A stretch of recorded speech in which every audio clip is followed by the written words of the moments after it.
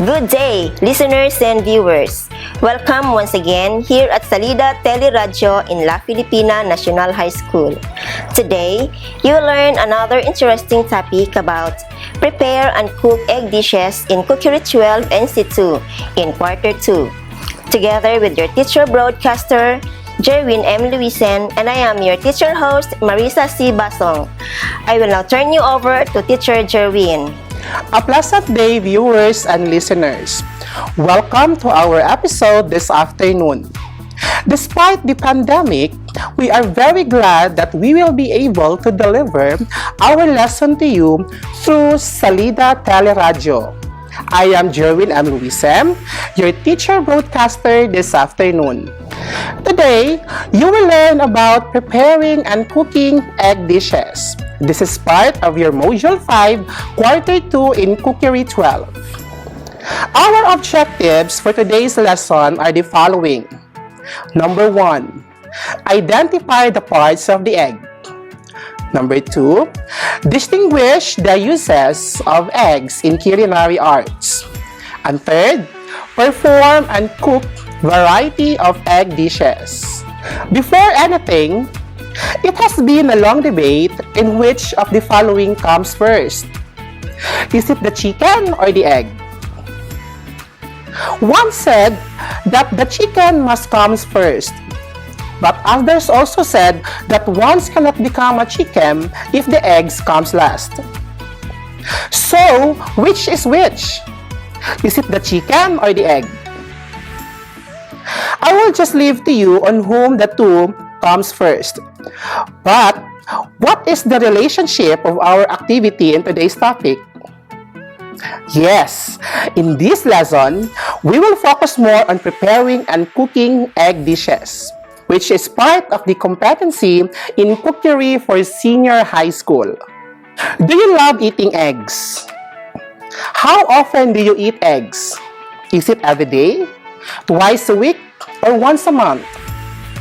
I know that some of you loves to eat eggs.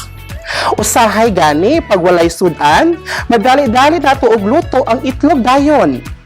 Kay tungod, easy lang siya i-prepare. Pero before ito maabot sa mga egg dishes, let us discuss first what is an egg. I know, nakakita na gyud kung unsa ni mga itlog. Right? Believe it or not, an egg comprises 15 parts. Can you name some? How many parts of the egg can you enumerate? Very good. From this point onward, we will now discuss all about eggs. What is an egg? In cookery, egg refers to poultry or fowl products.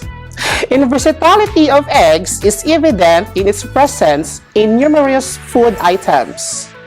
Eggs may be eaten cooked in its shell, fried or poached, or may be combined with other ingredients to produce another dish. Example of this poultry are what we call chicken.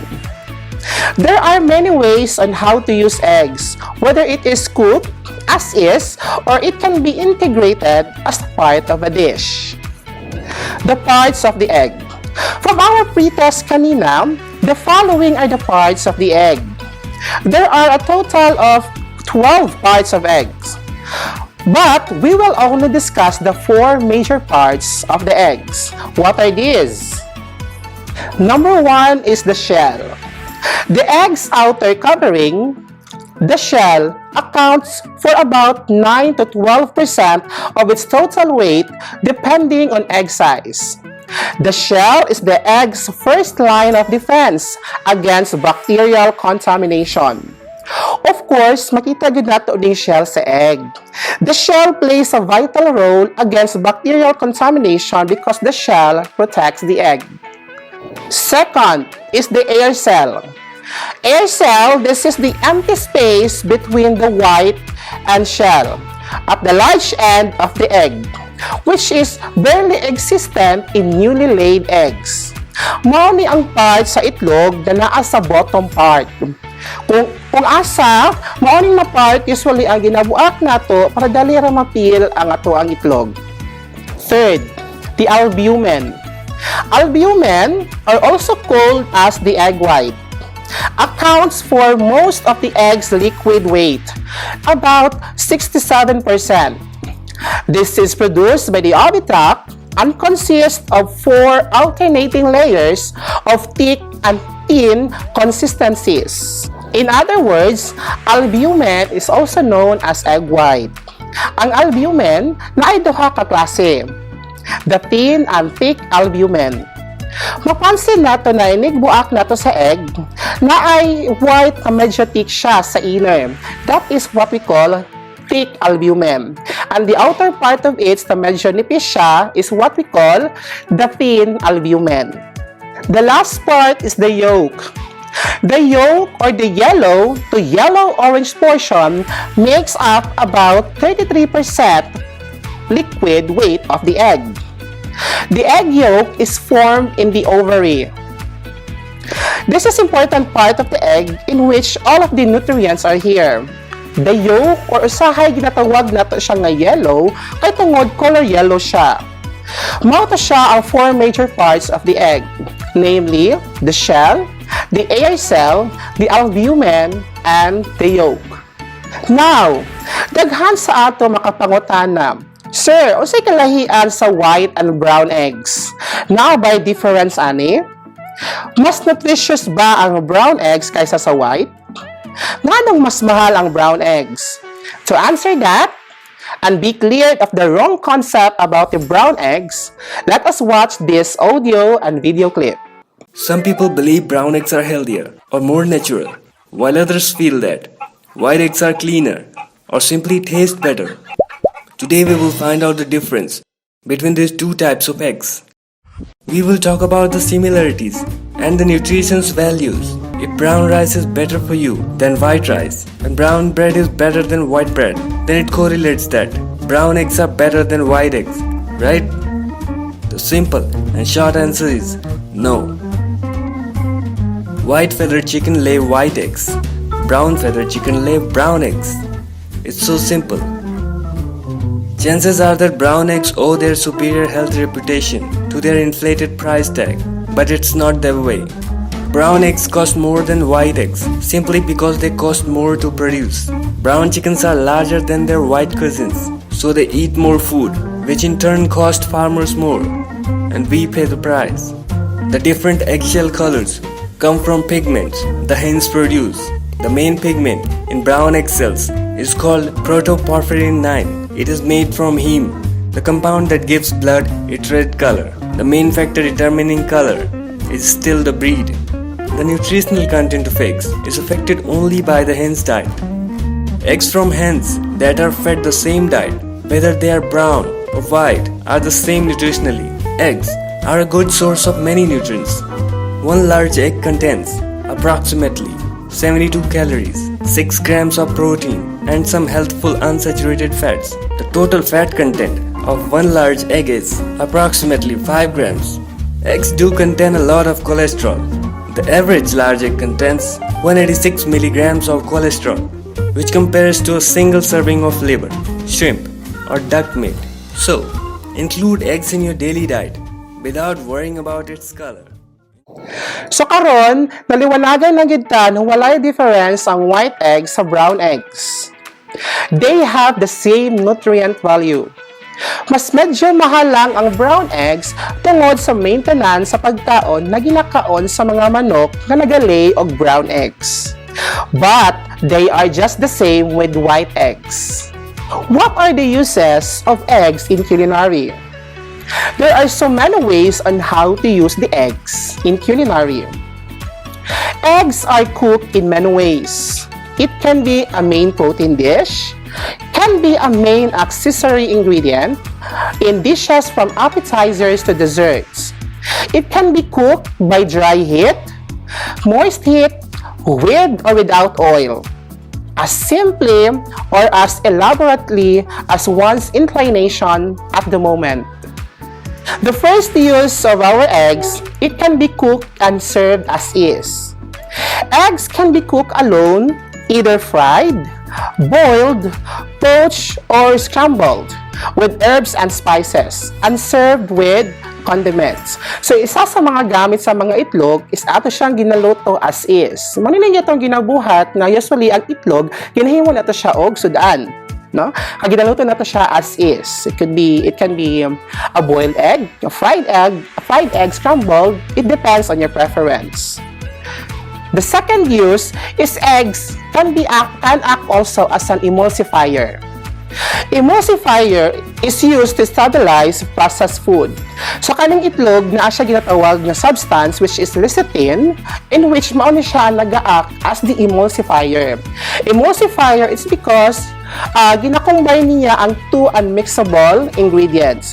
So, best example of this, ang kanang pagbuhat na to og mayonnaise and hollandaise. No? Kasi ang mayonnaise, the ingredient of this are water and oil.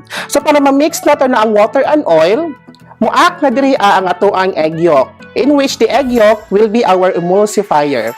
So, manis na ato ginagamit pa maghimot ta og homemade mayonnaise, as well as also making a hollandaise, which is a very good sauce into our Benedict sandwich and in our salads. The eggs can be also act as binding, thickening agent, and gelling agent. Eggs are useful as binding, thickening agents because they contain proteins that are easily denatured by heat. Using the whole egg requires lower coagulation, resulting in a steering gel.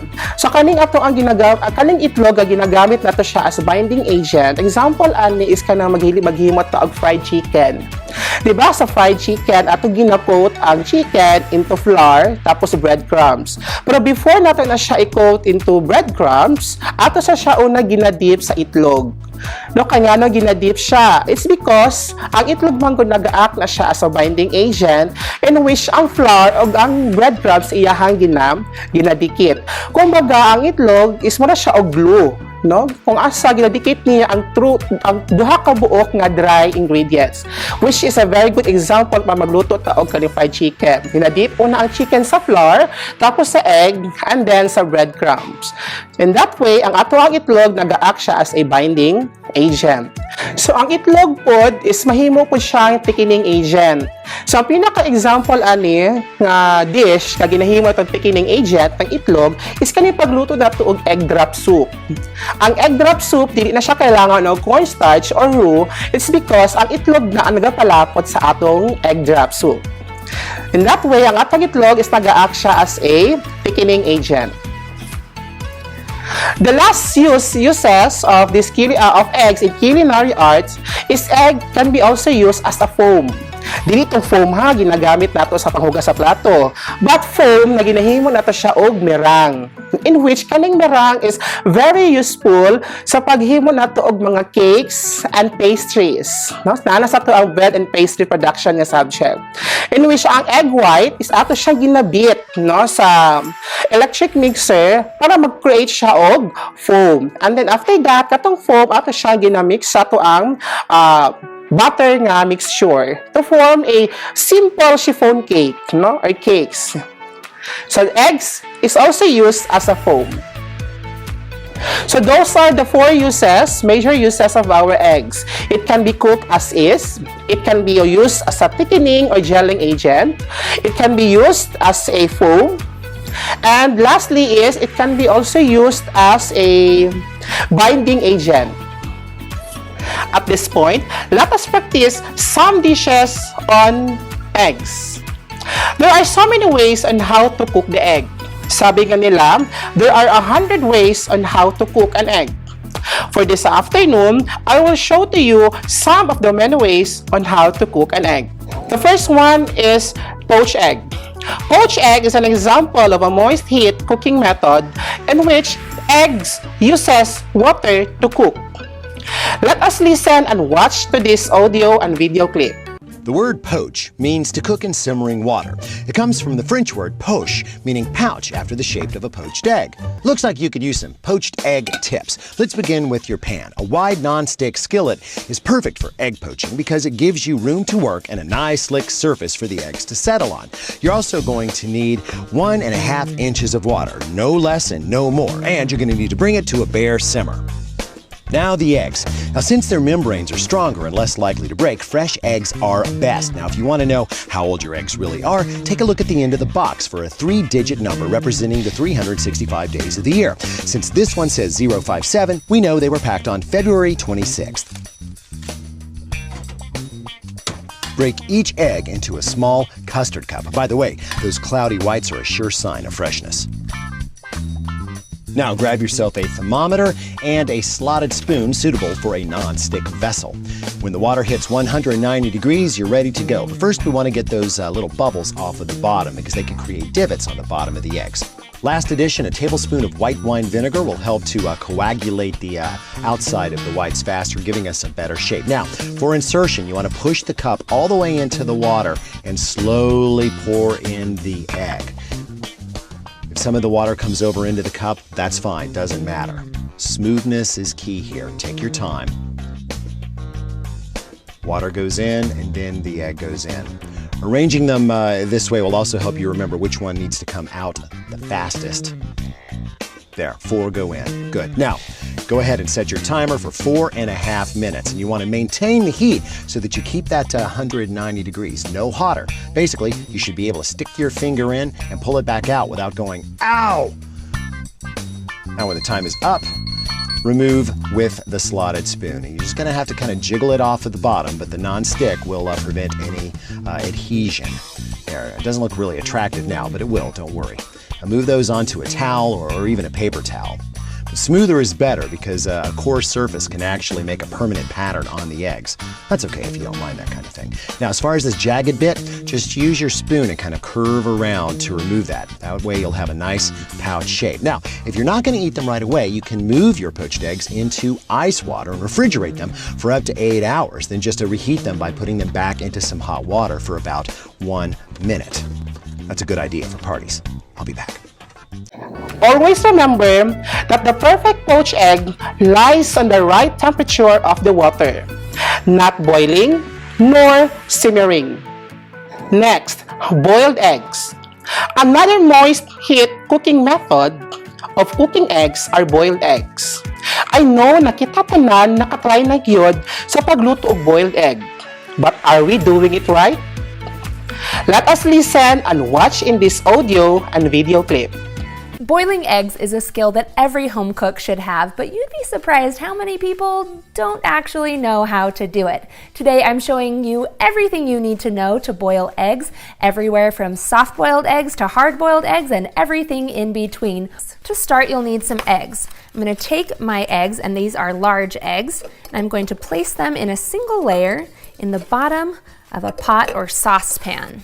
And you want one that has a lid to go with it. Then we'll take it over to the sink and fill it with enough cold water to cover the eggs with 1 inch of water. Then we'll place this on the stove and bring it to a boil over high heat. You don't want to get too violent of a rolling boil, otherwise the eggs may crack. So once it just comes to a simmer, you'll put the lid on and immediately turn off the heat. For super soft-boiled eggs, let them sit in the hot water for 4 minutes. For a little more cook on the egg white, let them sit for 6 minutes. If you want a hard-boiled egg, you're going to let it sit in the hot water for 8 to 12 minutes, depending on how cooked you want your egg yolk. If you're making deviled eggs or dyeing Easter eggs, you'll want to do the full 12 minutes. While that's sitting in the hot water, you'll want to take a large bowl and fill it with ice and cold water to create an ice bath. And then when the eggs are done, you'll remove them with some tongs and plunge them into the ice bath so that the eggs stop cooking. That is the proper way of making a boiled egg. Right after the water boils, off the flame and let it sit in the hot water depending on the degree of the boiled egg that you want to cook. If you want a soft boiled egg, let the eggs sit for at least 2 to 4 minutes. And if you want a hard-boiled egg, let it sit for at least 16 minutes. Our last dish is fried egg, ang pinaka-paborito sa tanan. Let us watch and listen to this audio and video clip.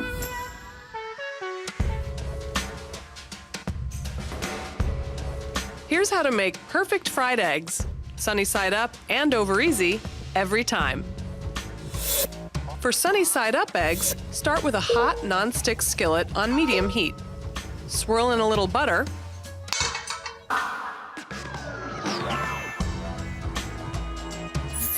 Crack the eggs into individual bowls. This way you can inspect for broken shells and yolks. Then add them side by side in the pan. In about a minute, the outer edges will turn opaque. This is your cue to cover and lower the heat.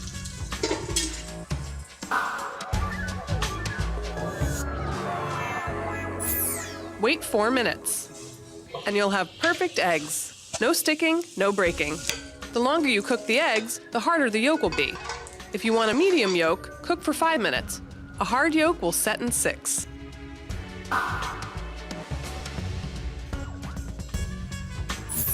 Hit them with salt and pepper to taste, and that's it. If you like your eggs over easy, start like before, then flip them when the outside white's set. And cook for about a minute on this side.